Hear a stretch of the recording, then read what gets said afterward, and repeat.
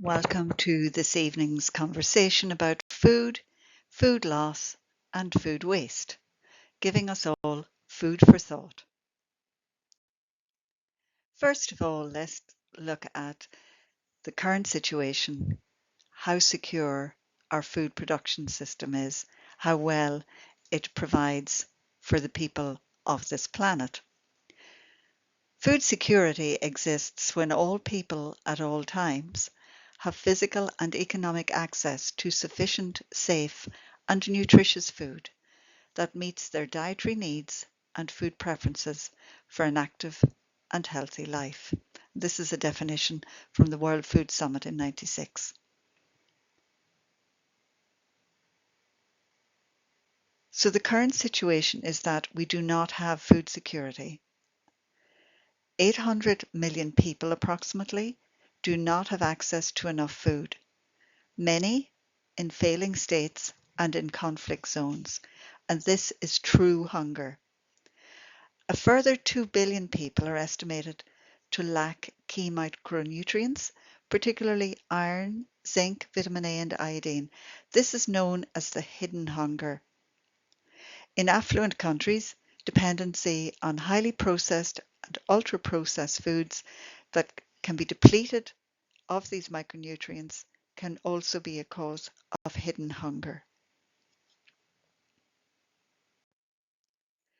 So let's have an overview of the food production system and who is involved and what is involved. So there's a very, very diverse group of people involved in getting food to our tables. There are the primary producers who grow crops and rear animals, the people who harvest those, transport the commodities, the people who process those, manufacture final products or manufacture ingredients that are sent on to other factories, the diverse range of people involved in food manufacturing sites themselves, research and production, logistics firms, hauliers, wholesalers, retailers, street vendors, financial institutions that support food production, packaging suppliers, local government and regional government inputs to ensure the production of safe food, technical experts, those who are involved with research, lawyers, policymakers, private associations for traders, transporters, shopkeepers, supermarkets, farmers markets, consumers, etc. So food production is a complex system of activities, from it being produced as a primary product right through to it appearing on our shelves, often in a lot of packaging. So producing food requires a lot of inputs, including those from people, land, energy, and water, and involves a lot of organisation of activities to avoid food loss or food waste. The Food and Agriculture Organization of the United Nations is trying to better understand the causes of food waste and to make sure that more of the harvest finds its way to the table. It's not an easy task. The complexity and the gravity of the task led the FAO and the UN Environment Programme to team up in an attempt to calculate more precise estimates. To give a clearer insight into the overall problem, they differentiate between food loss and food waste. Consequently, there's a separate index for each of these. So food loss index looks at what is lost during production or in the food supply chain before food reaches the retailers.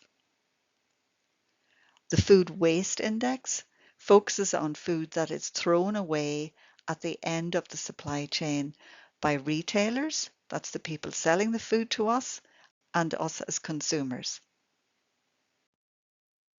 As we said earlier, food loss is that which doesn't make it to market and food waste is that which is thrown out at retail or consumer level. So this diagram here is just a synopsis of the places where food loss or food waste can happen. It is a highly visible global issue, and the UN has set a responsible consumption and production target, SDG 12, to reduce by half the per capita global food waste at retail and consumer levels, and to reduce food losses along production and supply chains, including post-harvest losses. So that's their target. Food can be accidentally or intentionally lost or wasted right throughout the supply chain from initial production to final sales. Of global food production, 17% is food loss. Food waste, there are three key places where it is wasted. 13% at retail level, that is people selling food. About a quarter in the food service, so those are the businesses that supply schools, catering establishments, a step back from selling directly to the consumer. But 61% of food waste is attributable to households. In developing countries, about 40% of losses occur mainly at the early stages of the food chain and can be traced back to constraints in harvesting techniques, financial, managerial and technical constraints, as well as storage and cooling facility problems. Strengthening the supply chain through the direct support of farmers and investments in infrastructure, transport, as well as expanding the food and packaging industry could help to reduce the amount of food loss. Then for developed countries, medium and high income countries, food is wasted and lost mainly at later stages in the supply chain, 40% at retail and consumer level, which differs from developing countries. So in medium and high income countries, the behavior of consumers plays a huge part in how much food is wasted. The differences indicate that food loss and food waste need to be tackled predominantly on a country and regional level, because the solutions will vary and depend heavily on local conditions, the produce, the transport, the infrastructure, and consumer behaviour. So why do consumers waste food? Why do they waste money on wasting food? Well, it may be that it hasn't been stored properly and it has gone off. It may be that it hasn't been cooked well and has to be dumped. It may be that people have routinely the habit of buying too much food. It may reach its sell-by date before it's used and then it's discarded. It may look unappealing, but actually be otherwise safe to eat. But for that reason, the reasons of aesthetics, it may be discarded.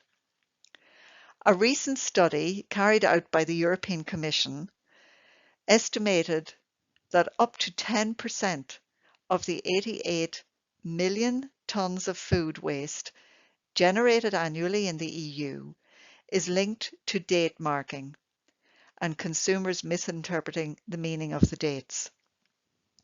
So to look at two dates that you will see on packaging, the use by date, that does concern food safety. That's an important one. The best before date concerns food quality. So why does food waste matter at all? Well, according to the Food and Agriculture Organization of the UN, around a third of all food produced for human consumption is lost or wasted from farm to fork. This huge level of inefficiency has economic, social, and environmental impacts. It causes about $940 billion per year in economic losses. It adds to food insecurity and malnutrition. Food that is ultimately lost or wasted consumes about a quarter of all water used by agriculture. And we already know that some aquifers, some water tables, will be depleted by 2025. If food loss and food waste were its own country, it would be the world's third largest generator of greenhouse gas emissions, 4.4 gigatons per year.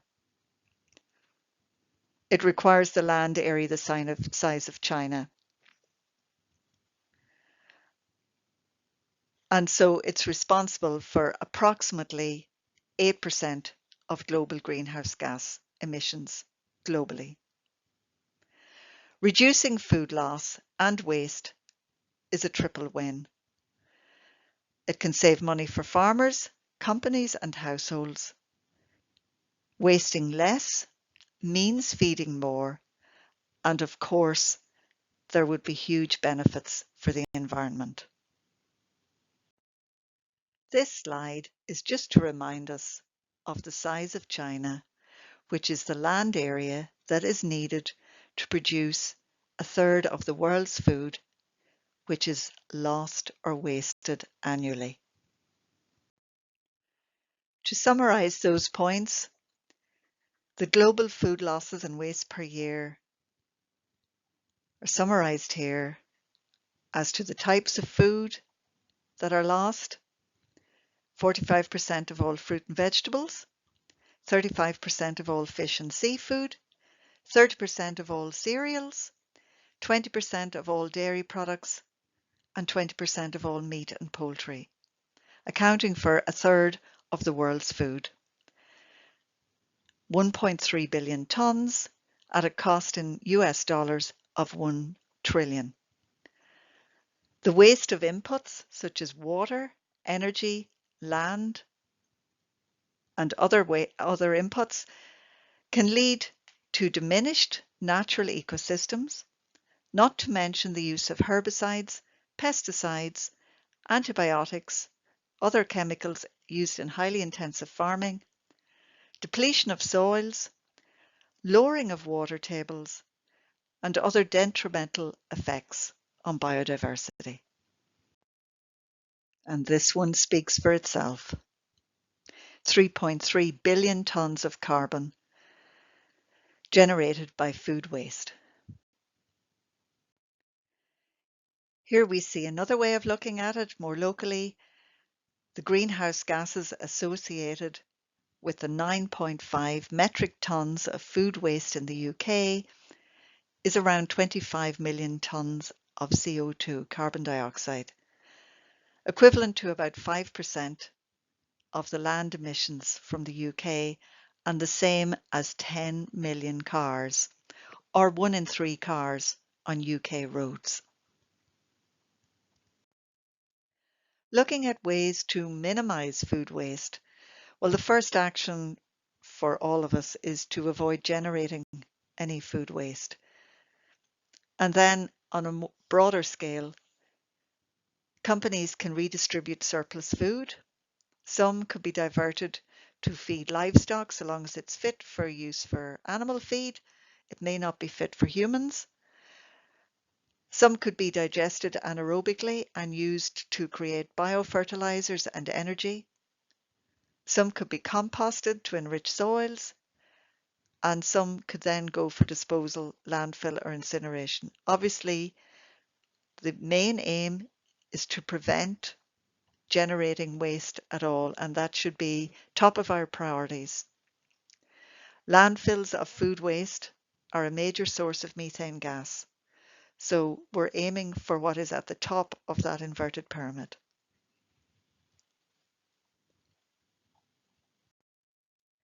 Looking at ways to minimize food waste, well, the first action for all of us is to avoid generating any food waste. And then on a broader scale, companies can redistribute surplus food. Some could be diverted to feed livestock so long as it's fit for use for animal feed. It may not be fit for humans. Some could be digested anaerobically and used to create biofertilizers and energy. Some could be composted to enrich soils, and some could then go for disposal, landfill, or incineration. Obviously, the main aim is to prevent generating waste at all, and that should be top of our priorities. Landfills of food waste are a major source of methane gas, so we're aiming for what is at the top of that inverted pyramid.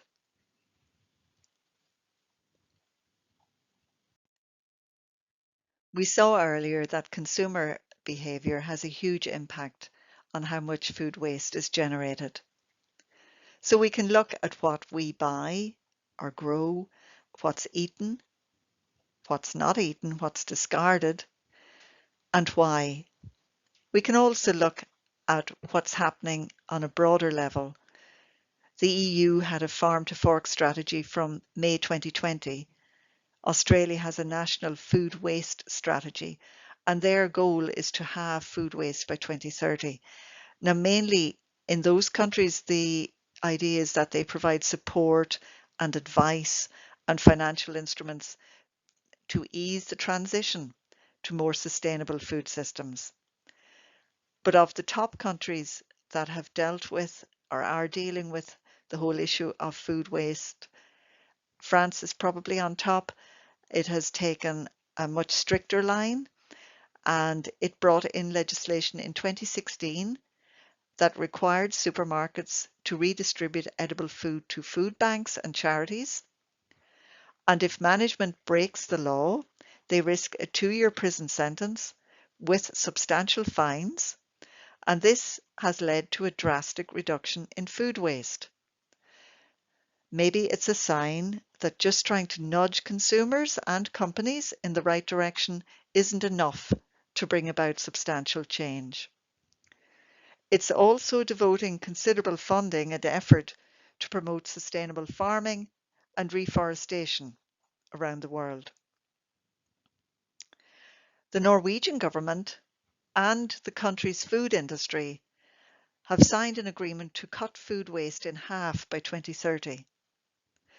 And they're focusing on how consumers understand use by and best before dates, and also the way grocery stores handle food nearing these dates. So the stores now lean more towards donating and discounting such foods rather than discarding them. And then through campaigns and education, consumers are more likely to take advantage of such discounts. Norway even has a grocery store dedicated entirely to selling food nearing or past its best before dates. And they also have the use of technology to help grocery stores, consumers, and charities to access this food and make sure it's used efficiently and not disposed of. Denmark reduced food waste across the country by 25% in just 5 years, thanks to a Russian-born graphic designer who helped spread awareness and create impactful campaigns to encourage drastic change at all stages of the food waste chain in a campaign which in English translates as Stop Food Waste. It now has the highest number of food waste initiatives in any European country. Japan, like many affluent countries, has a serious food waste problem, and they also have increasing numbers of people in need. And what they don't have is a lot of land for farming and landfills. So it makes for a very unsustainable food culture, and it's possibly why the country is taking food waste so seriously. So since the early 2000s, many initiatives have cropped up to tackle the problem. It now has a national food bank organisation called Second Harvest, and that's dedicated to rescuing edible food from grocery stores and other retailers and quickly redistributing it to people in need.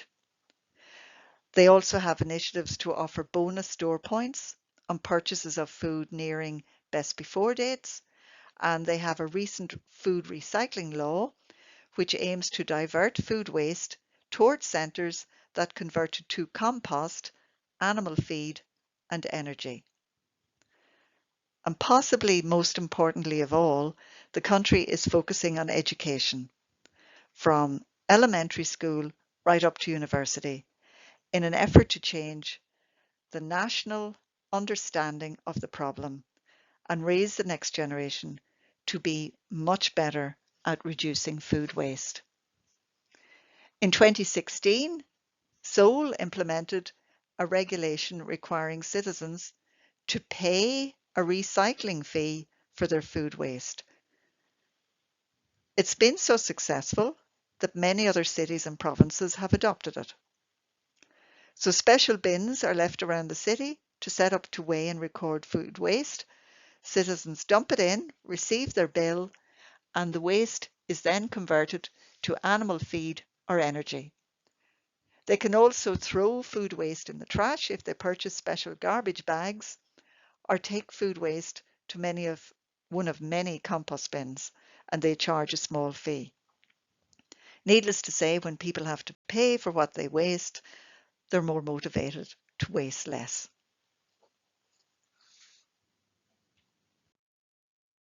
So the presentation is to raise awareness about the damage that food waste causes to the environment and also socially and economically. It raises a lot of questions which can be looked at globally, nationally, or personally, leaving you with just 3 here to chew on, to give you food for thought. Is zero food waste at retail and consumer level achievable? If a politician asked you for a new policy to reduce food waste, what would it be? And one that I think is a big factor in all of this is food valued? Is it too easy to discard? So I'll leave you with those. Thank you for your time. I will finish with the last slide, which is just referring to my sources, and hope we meet again.